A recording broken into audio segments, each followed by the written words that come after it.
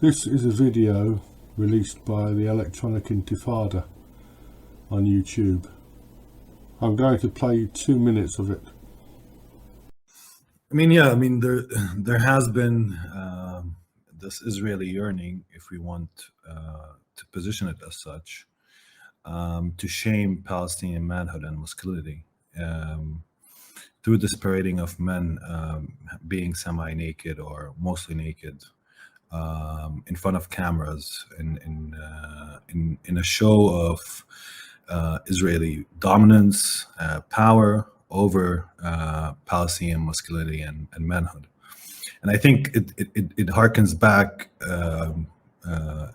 or echoes a heavily, an Israeli memory, which is, Arab armies kneeling down in the presence of Israeli military power, which means that, in this moment where October 7th happened as a military offensive campaign by the Palestinian resistance that was very heavily successful, where Israelis perceive also Palestinian masculinity being responsible for this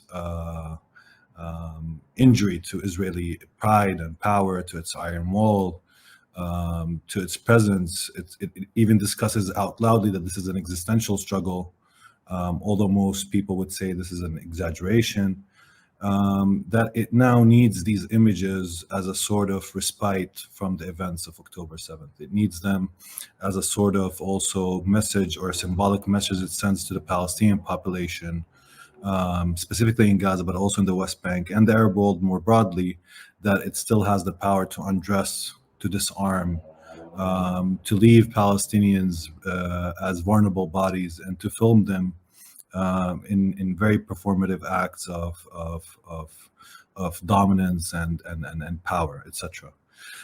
Did you get that? These men were stripped to deprive them of their masculinity. Toxic masculinity, a feminist concept, complete nonsense. Or was there another reason? This is a child dressed as a suicide bomber. They were ordered to strip like that to ensure none of them was wearing a suicide vest. I'm sure you're familiar with those. October 7th was the result of a military campaign by the Palestinian resistance, and it was successful, very successful, extremely successful. Here are two of the victims of October 7th. These two were taken hostage and were released. This woman was a Canadian citizen. She was murdered.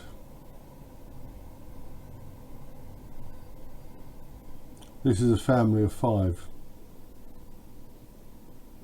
The Palestinian resistance did that. Glorious struggle. These people were what? Occupiers?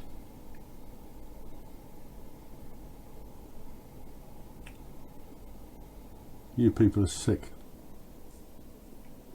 So is anyone who would condone this sort of, words fail me,